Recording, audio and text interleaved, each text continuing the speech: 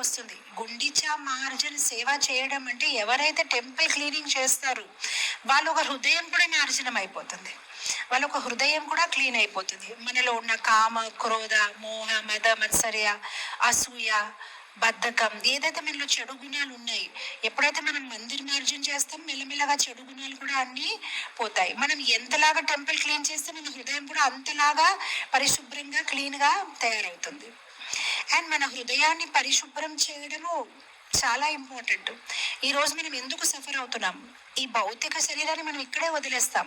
కానీ ఏదైతే మన ఒక అంటే మన ఒక సూక్ష్మ శరీరం ఉంది, ఏదైతే మన బుద్ధి అహంకారంతో ఉంది, ఆ ఒక సూక్ష్మ శరీరం పైన చాలా కవరింగ్స్ ఉన్నాయి అన్నమాట, వేరు వేరు అనర్థాలు.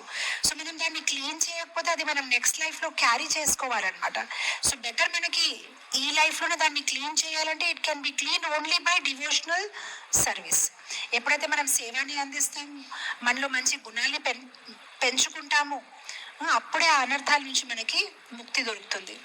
ఇన్ఫ్యాక్ట్ మొన్ననే నేను ఒక ప్రభుపాద డిసైపుల్ క్లాస్ వింటుంటే ఆయన క్లాస్లో ఎంత బాగా చెప్పారు. ఆయన అంటున్నారు, నేను చిన్నప్పుడు మా తల్లిదండ్రులతోని సమ్మర్ వెకేషన్లో మేము ఎక్కడైనా ఊరు వెళ్తే మా నాన్నగారు చెప్పేవారు మొత్తం అంతా ఇల్లు క్లీన్ చేసి వెళ్దాం. సో అప్పుడు నేను చిన్నప్పుడు మా నాన్నగారికి అడిగాను, క్లీన్ చేసి ఎందుకు వెళ్ళాలి? ఎలాగో మనం ఉండట్లేదు కదా, క్లీన్ చేసి లాభం ఏంటి, మనం వెళ్ళిపోతున్నాం కదా, వచ్చిన తర్వాత అయినా క్లీన్ చేయొచ్చు కదా. సో అప్పుడు వాళ్ళ నాన్నగారు చెప్పేవారు, అలా కాదు, వచ్చిన తర్వాత మనం అలసి వస్తాం కదా, అప్పుడు ఇదంతా క్లీన్గా ఉంటే మనం హ్యాపీగా అప్పుడు ఎంజాయ్ చేసుకోవచ్చు అని.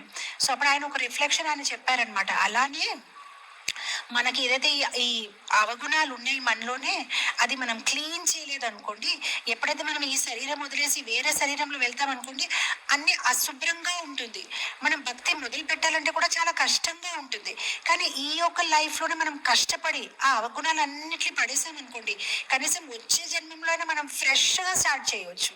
ఈ యొక్క లగేజ్ని మోసుకొని తీసుకువెళ్ళే అవసరం ఉండదు.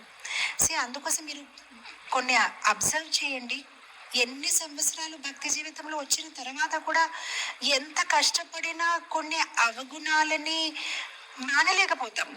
ఒక్కొక్కసారి డివోటీస్ అది లెటర్లో రాస్తారు, ఈమెయిల్స్లోని క్వశ్చన్స్ అడుగుతారు, 16 రౌండ్స్ చేస్తున్నాం, 20 years నుంచి చేస్తున్నాం, 30 years నుంచి చేస్తున్నాం, కానీ కోపం తగ్గట్లేదు, కానీ అసూయ తగ్గట్లేదు, కానీ లోభం తగ్గట్లేదు, కానీ మోహం తగ్గట్లేదు. ఎందుకు తగ్గట్లేదు? ఎందుకంటే అది పూర్వం నుంచి క్యారీ చేస్తాను. సో పూర్వం నుంచి క్యారీ చేసాం కనుక చాలా కష్టంగా, ఎందుకంటే ఇక్కడ సైమల్టేనియస్గా ముందు కూడా వెళ్తూ ఉండాలి, ఇటు క్లీనింగ్ కూడా చేస్తూ ఉండాలి. దాని బదులు ముందు నుంచి క్లీనింగ్ చేసేస్తే ఎంత హ్యాపీగా ముందుకు వెళ్ళగలుగుతాం అనమాట. సో ఎప్పుడైతే మనం టెంపుల్ మార్జనం చేస్తామో, వినయంగా తయారవుతామో, అప్పుడు మనలో మంచి గుణాలు వస్తాయి. మనలో ఉన్న అన్ని ఆటంకాలు,